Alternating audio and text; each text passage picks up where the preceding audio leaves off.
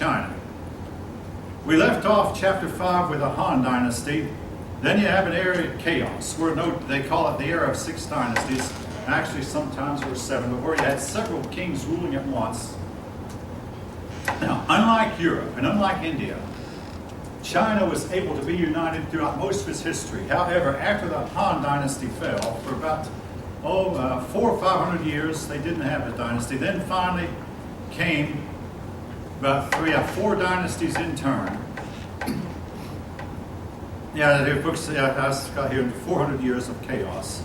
Then they had the Sui, and I'm hoping I'm pronouncing this right, the Sui, the Tang, the Sung, and the Yuan dynasty. Now, yes, you do need to learn these names. China organizes its history around its dynasties. Dynasty, of course, being a family where the father and son passes the throne, father passes the throne on the son. China, like Europe, went through chaos, except in China they got out of the chaos for 400 years, and Europe is not united to this day.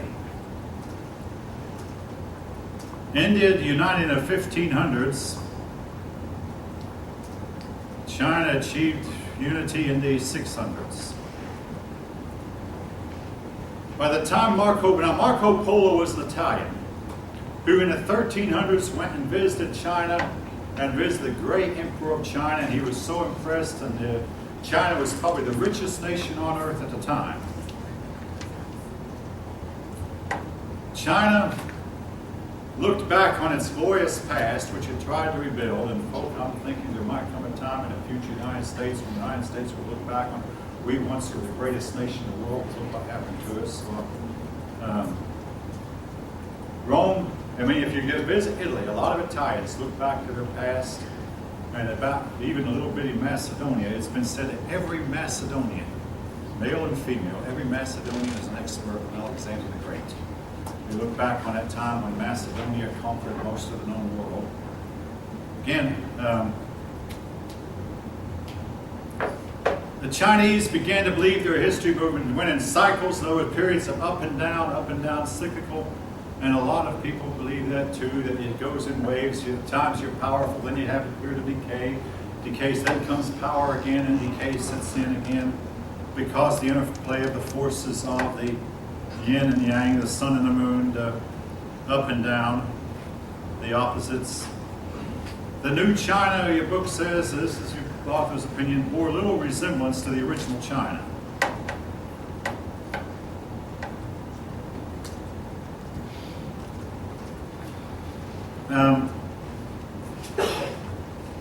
Eventually, as was the case of India, the main religion within China was Confucianism.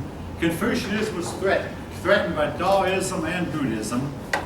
Buddhism, though, had a problem, and it had foreign origins. Now, I spent about 2 hours with my daughter last night. We just got back from the Far East. She was telling me that she went to a Buddhist temple while there. Buddhism did make some strong inroads into China, but Buddhism lacked, and the Chinese rejected most foreign religions. They looked on Christianity as being a foreign religion, they rejected it, Buddhism the same way.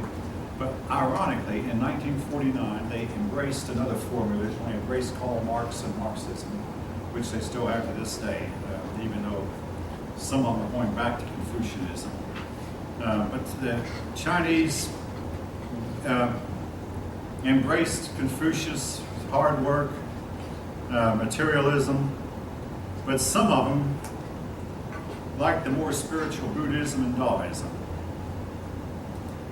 Now, don't worry about the name Yang Jian, right now, but do remember the Sui dynasty. After it subjugated China, conquered almost all of China, and brought order into the region. He rejected Confucianism to embrace both Buddhism and Taoism. Basically, he was a very spiritual man. They built the Grand Canal. The Grand Canal joined, and the Grand Canal, by the way, is still in existence in China. It joined the Yellow River to the Yangtze River and opened up trade between northern and southern China. And if any of you know anything about canals, before the invention of the railroad, the canal was the best way to get a large volume of goods over land, provided you could dig one. I mean, an old half-lame horse could pull a ton of weight. Just attach a rope that the horse could walk on and pull a ton. Use 2 or 3 horses, and they could pull 4 or 5 tons. Just pull a bar. And the canal only had to be about 3 or 4 feet, about 4 feet deep. And the problem with canals, though, they froze up in the wintertime, and they silted up in the flood season, and it had to be cleaned out. But then, of course, came the invention of the railroads, and they put a lot of canals out of existence. But our country, we had a lot of canals in our country, particularly north at one time. The Erie Canal that joined the Hudson River to the St. Lawrence River. And yeah, a lot of canals, but again, the canal went out of business when the train came in. To this day, the railroad is still the cheapest way to get a large volume of goods over land. As was the case, you get eventually, I mean, a father will die and pass the throne on to his son.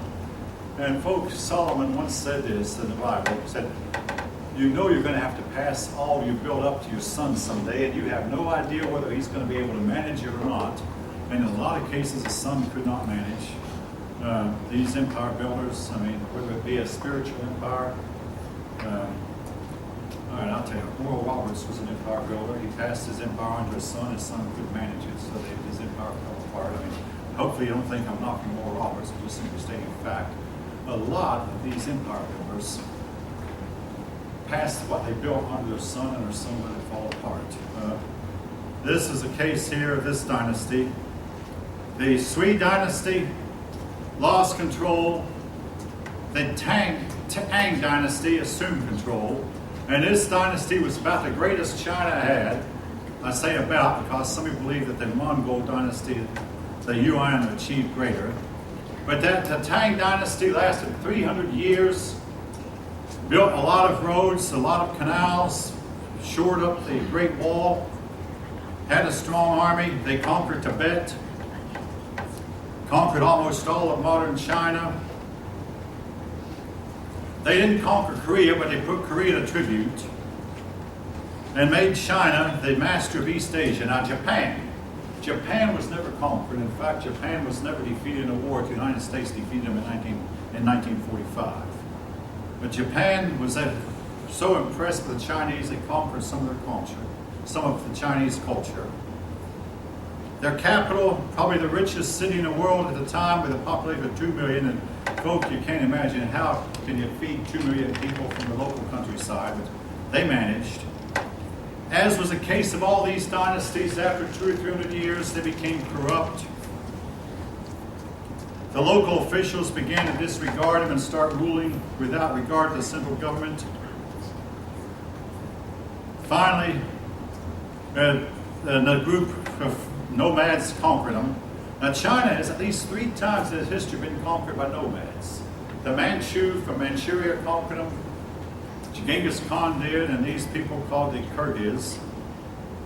In other words, basically you have a case where you have a civilization, people with a lot of civilization, surrounded by a bunch of nomadic barbarians, and the nomadic barbarians wind up winning.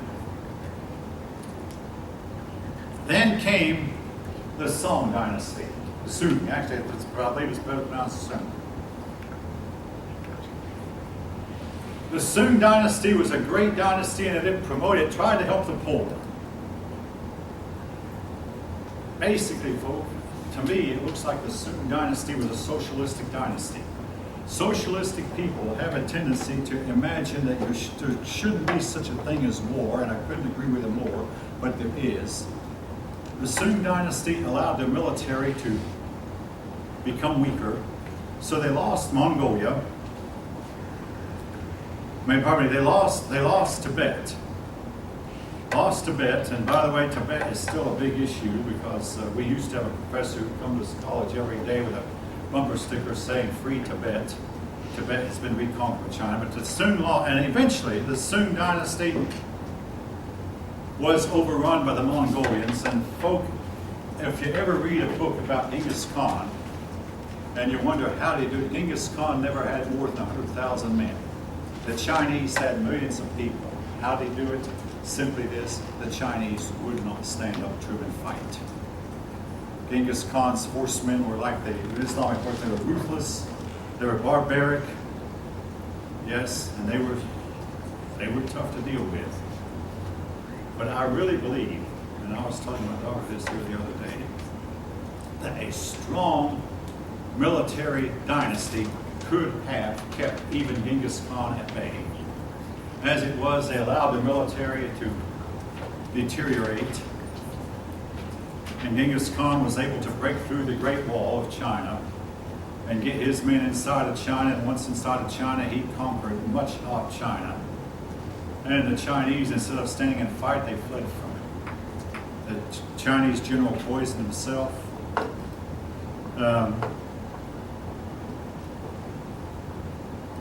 The Mongolians also began to use gunpowder, and weirdly enough, the Chinese had invented gunpowder. Then they taught it to the Mongolians. The Mongolians used it against the Chinese.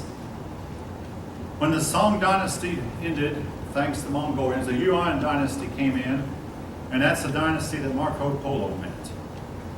The Yuan dynasty was to last for a couple hundred years, and its greatest ruler was Kublai Khan. But anyway, we'll move on to their culture. I've already mentioned how that Buddhism and Taoism threatened, but eventually Confucianism dominated. Partly because, as was in the case of India, where the Buddhism had, to meet the threat of Buddhism, Hinduism had to modify itself sometime. In the case of China, when Confucianism felt threatened by Taoism and Buddhism, they modified them. It became a little bit more spiritual. Now, the civil service exam. Haven't mentioned that till now, but I must elaborate because your book elaborates on it quite a bit. Essentially, the purpose of the civil service exam was to make sure that a person who was incompetent mentally did not become a government official. Now, I've had more than one student ask, how can an exam score guarantee that you will be a good ruler? Well, folk, it can't. But at least they try to think that maybe they're going to pick the more intelligent men. And yes, you notice I said men. Only men will allowed to take the exam.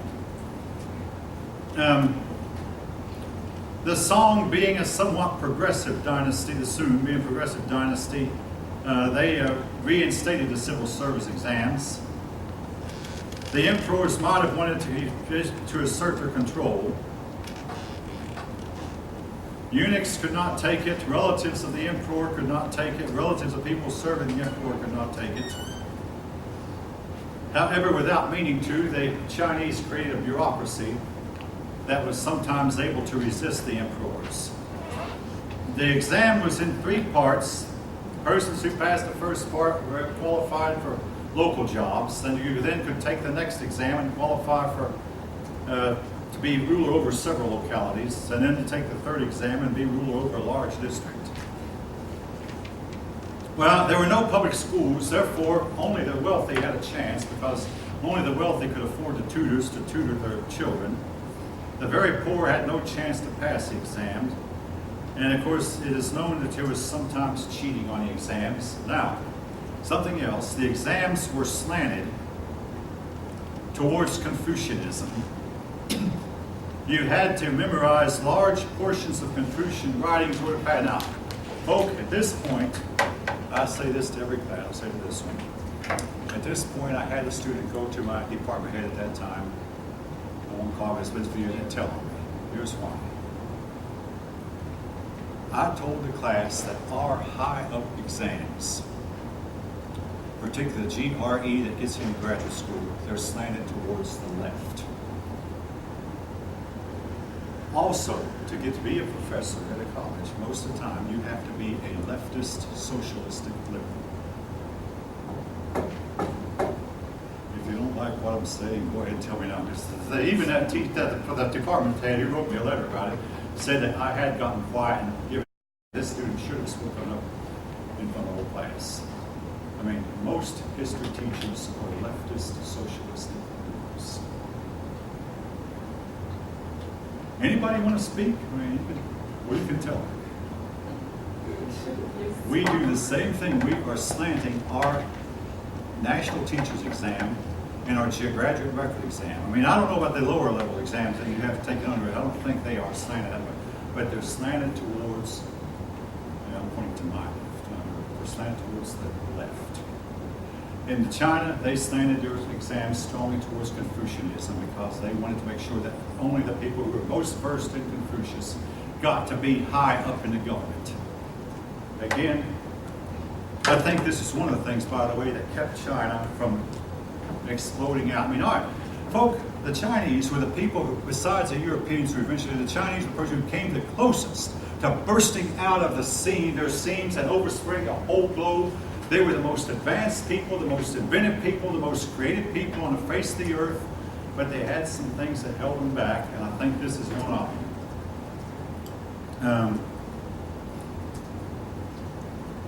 Again, even if you passed the exam, you weren't guaranteed a government position because there had to come a position open. And it's just like the person who wants to be Pope. The present Pope has to either die or resign before you get to be Pope. I mean, just like become a general in the Army, the generals who are there have to retire, resign, or die, or whatever, and then only then can you move up. But nevertheless, the Chinese did have more equality than other countries did. Europeans did not have civil service exams until the 1800s. And the village was the main Chinese system of local government, and usually the emperors allowed villages to govern themselves. That worked out better.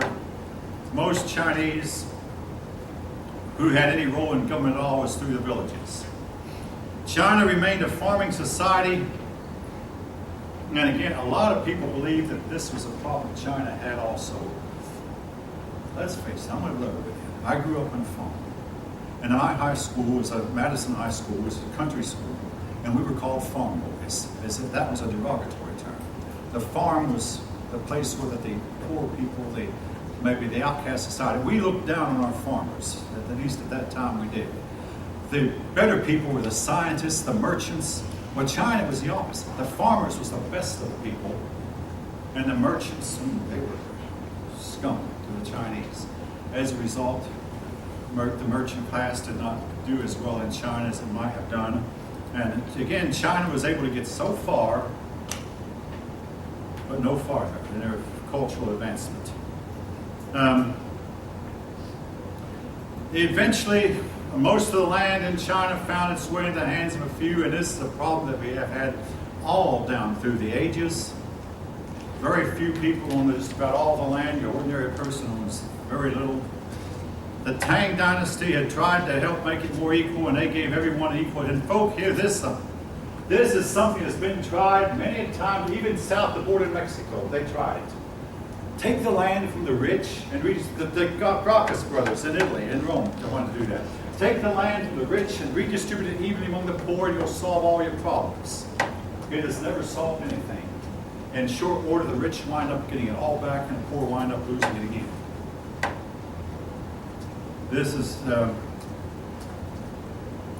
for a while the system seemed to work, but then the few wealthy got it all, and the poor were left with nothing. The Song Dynasty, again, that word is spelled S-U-N-G, same as the Song, tried to assist the poor. But folk, I want to say this about socialism. You're better off, each of us, if you decide we're all going to pull ourselves up by our own bootstraps and every one of us help ourselves. If you let depend, the government's going to bail me out. The society whose people believe that are going to head downhill and maybe wind up being conquered by their enemies. Hopefully you didn't expect to hear anything else from a conservative American teacher. Yes? We had a prime minister who was supported about Michael Manley. That's that We second? had a prime minister Oh, yeah. years ago, Michael Manley. He Yeah. was in that direction. Yeah. So every time he became prime minister, the control seems to go down. Because he was taking from the rich and giving to the poor. He was cutting off, outside influence. He was just... The poor didn't have incentive. Well, hey, I'm going to be fed anyway, so Yeah. I mean, I have 3 cats, and they don't do the best of jobs of keeping varmints out of my garden, right? They know they're going to be fed anyway, whether they do work or not. But if a really wise farmer would feed them just enough to keep them alive, but the understand, you cats, if you're going to get any more to eat, you're going to have to go out and hunt. In other words, we'll feed you a little bit, but no, we feed them generously, and the result is they don't have the incentive to get out and work. No, actually, we don't have very many rodents around our place. My garden has been invaded a few times, and it turns out it was not by 2-legged creatures, but by 4. It turned out I figured out how to just put a little bit of screen mesh around it, and the animals leave it alone. All right, steel. Oh yeah, the Chinese. I'm talking about how inventive they were. They invented steel. They invented cotton. They invented gunpowder. They invented the printing press. They invented the movable sail, the rudder. Their inventions, folks, should have propelled them to the top of the world, but it didn't. Oh yeah, they even set up banks, a system of credit. Now, folks, one way to keep the rich from taking all that, is to have a system of credit where if you want to buy some land, you can go to a bank and take out a 30-year loan, and after 30 years, the bank loan is paid off. All of you think know what I'm talking about. Or most of you will probably wind up going through a loan company or bank to buy your car. If you decide to buy a car, you get a loan approved, and the loan company pays for the car. Then you make the payment. As long as you make the payments, the loan company will leave you alone. Without banking folk, you cannot have a complex economy.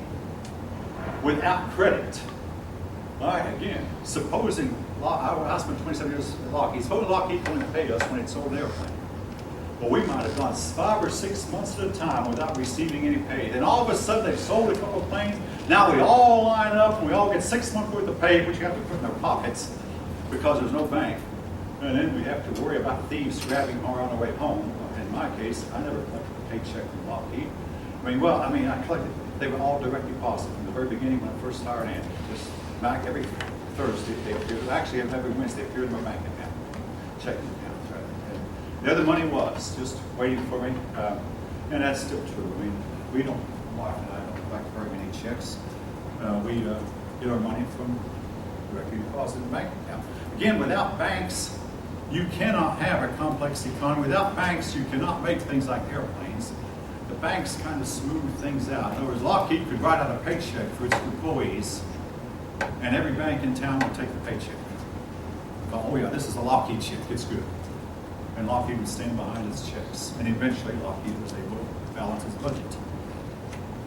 But again, without paper money, what I'm getting at, folks, the progress the Chinese made should have propelled them to the top of the world.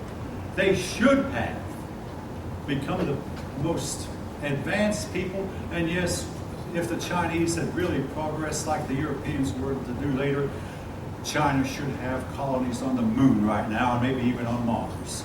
But they got so far and they stopped.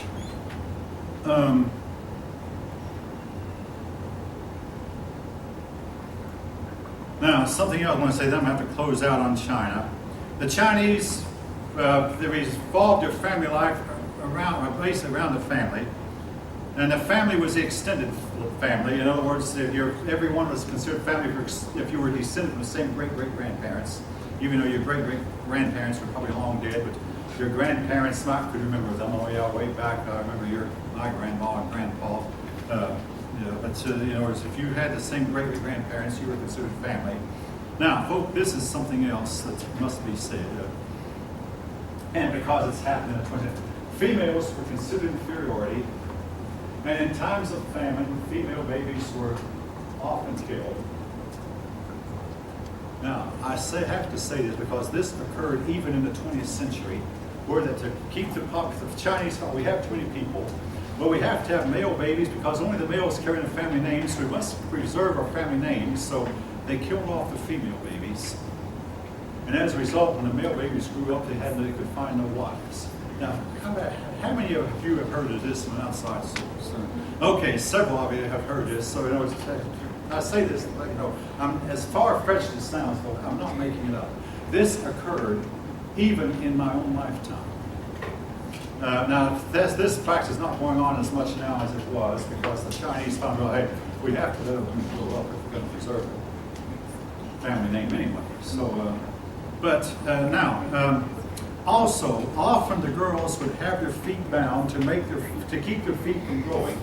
The purpose of foot binding, folks, was to alter the shape of the legs of the Chinese female to where it would look more attractive to men. Now, I know I had an American boy tell me, but I don't find a crippled woman attractive. I said, quite frankly, I don't either because I'm an American. I see you're an American too. We don't find this attractive in women. But the nearest thing we have in the West to a practice of this is where that women in America used to wear, more so now, high heel shoes.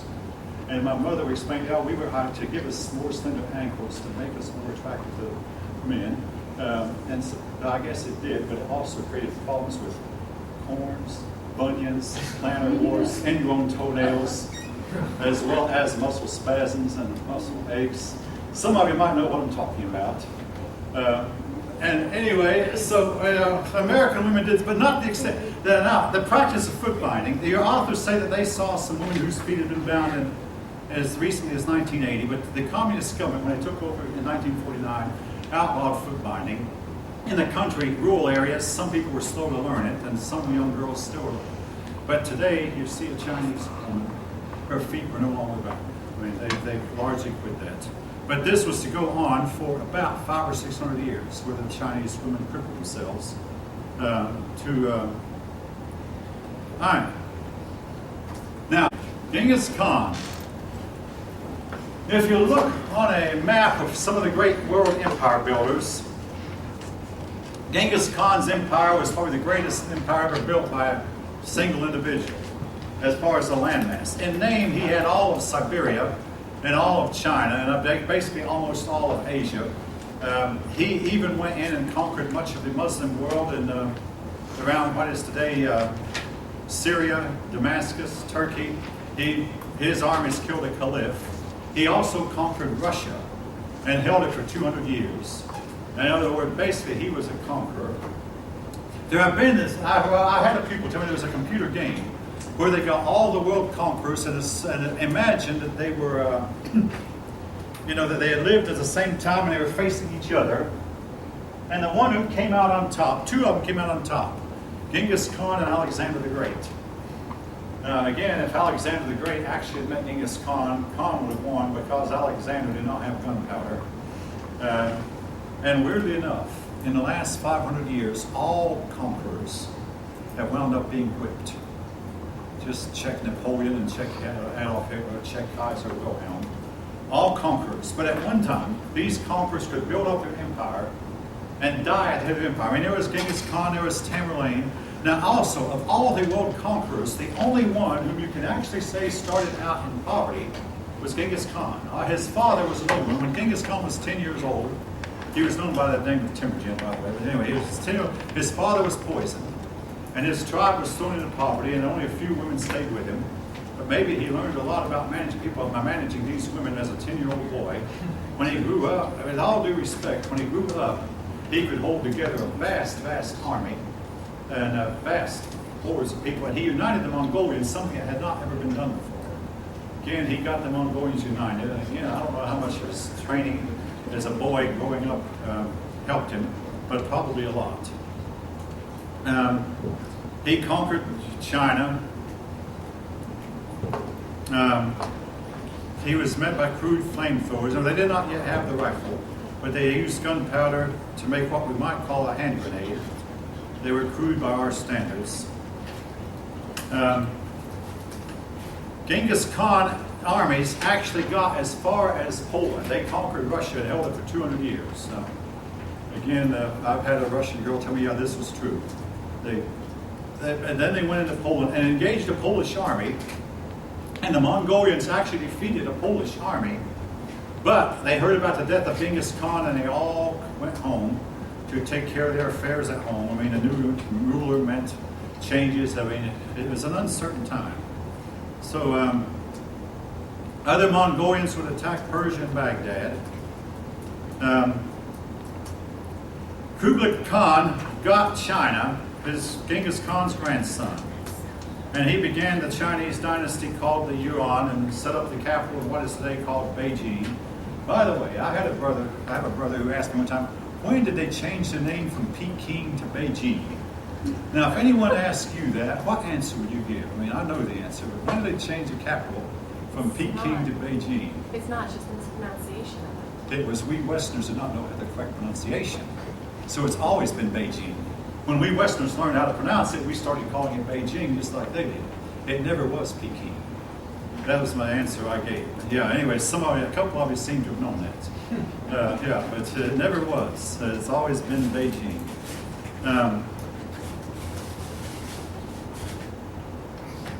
The Mongol rulers, they adopted a lot of Chinese customs, and this is one reason they were able to last as long as they did. Basically, they went from being uncivilized to civilized. They even allowed Confucianism to revive. Under them, things prospered. Marco Polo, again, was highly impressed by Kublai Khan. Taoism and Buddhism, as I've already mentioned, threatened Confucianism, but finally Confucianism triumphed. And why? Well, Buddhism, among other things, taught the material world is not important, and I've already mentioned how that this is believed to have led to the fall of Angkor Wat in Southeast Asia. The material world is not important.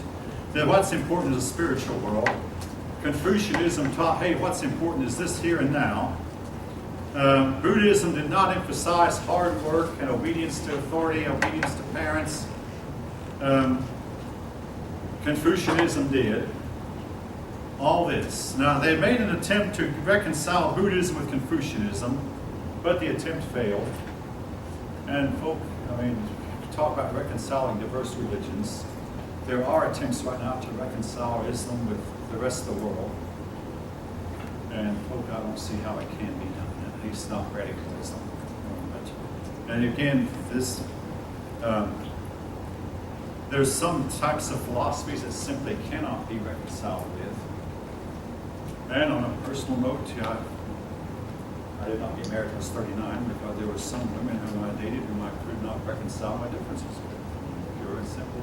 Try as I might, could not, and we had to come to a parting of ways. And most of you, if you haven't experienced this already, you will, and it can be painful, but there are some people who just have a different mindset than you. Their life is heading in a different direction, and try as you might, you cannot come to terms with them. That's especially true if you're in a relationship with someone who's determined to control you. You're not going to be controlled. Yeah. There's one thing you can do, folk, with a controller.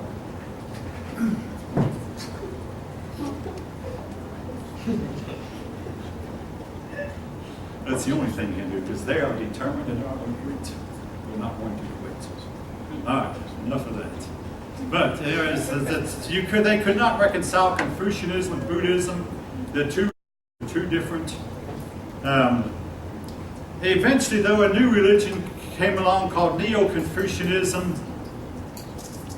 It temporarily solved some of the problems. Eventually, Neo-Confucianism fell by the wayside too.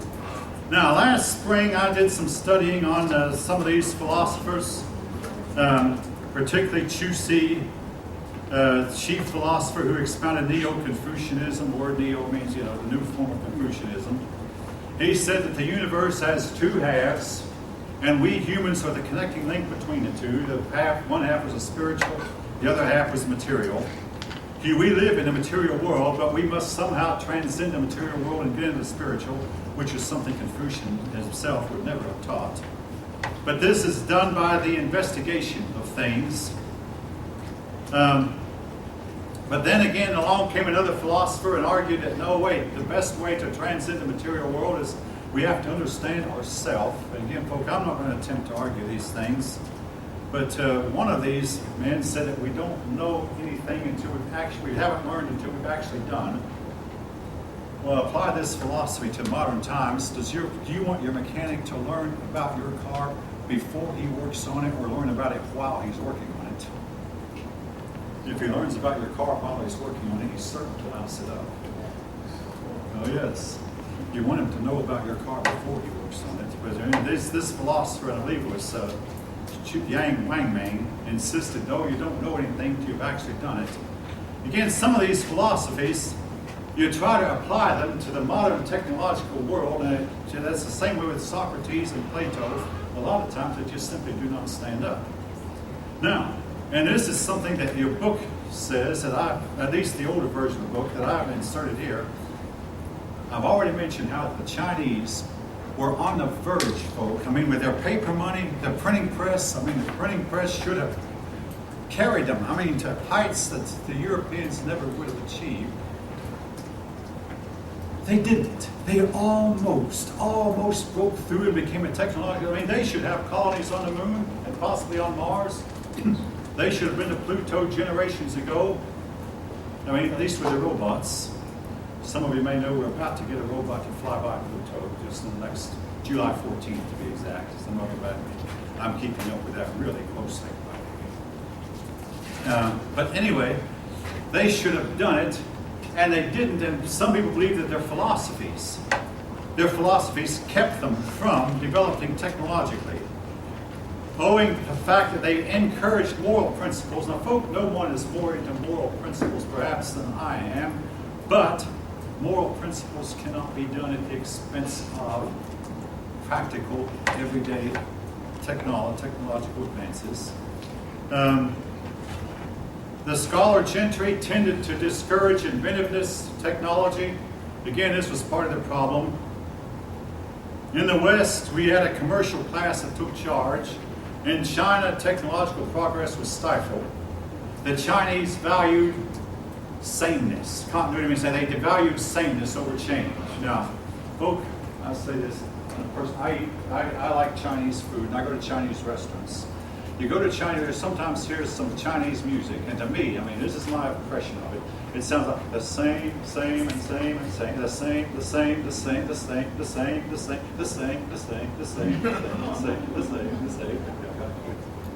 Could that be said about any music that you don't really listen to? That might be the case. Excellent point. You can say that in this place. Country music all sounds the same to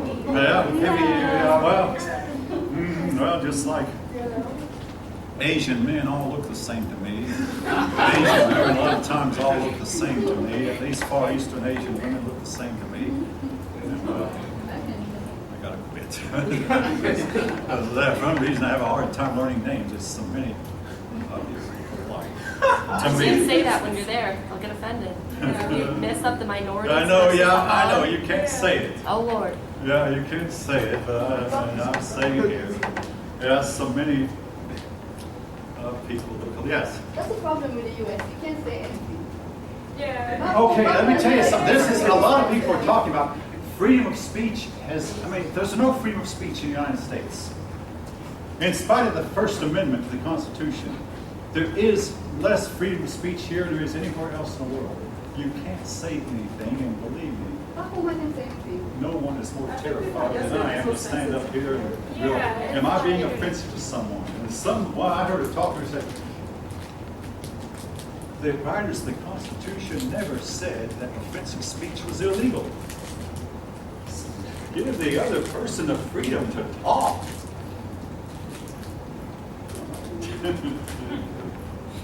No, I'll tell you something about freedom of speech, folks. Your speech will determine whether you get the promotion at work or whether you don't. Your speech will determine whether you have friends or whether you don't. Your speech determines whether you get elected to that office or whether you don't. Your speech determines whether you get married or whether you don't, whether you stay married after you are married or whether you don't. I think the big lie of freedom of speech was more along the lines of if you say something, you will be executed. That's it. Even now, you'll be fired from your job. Yeah. Believe me, you'll be fired. You'll be terminated, and we're getting less and less, more and more non-freedom, less and less freedom as time goes on. Well, I just know in certain like in history, if you were in Great Britain during those time period, you said something about a religion or you were a king to the stance, you would lose your life or lose your kingdom. Well, You know, here, if you say something Here. about your job, that's it. You know? Sometimes getting fired can be worse than losing your life. A lot of people have had their careers ruined because they said what they believed. And in a lot of cases, they might have been right. I'll say this about the Chinese philosophers, and this includes Confucius. A lot of them were executed for their beliefs. If you study their personal lives. And a lot of them, they were not recognized for what they were till after they were gone. And this is true of religious leaders all over the world. We can't stand them while they're alive. And then once they're gone, we can, oh, wasn't he so great? Socrates, same way in Western philosophy. We executed Socrates, executed Jesus. And the Confucians executed some of their philosophers also. I get them mixed up now as to which ones. And then afterwards, they could not honor them enough.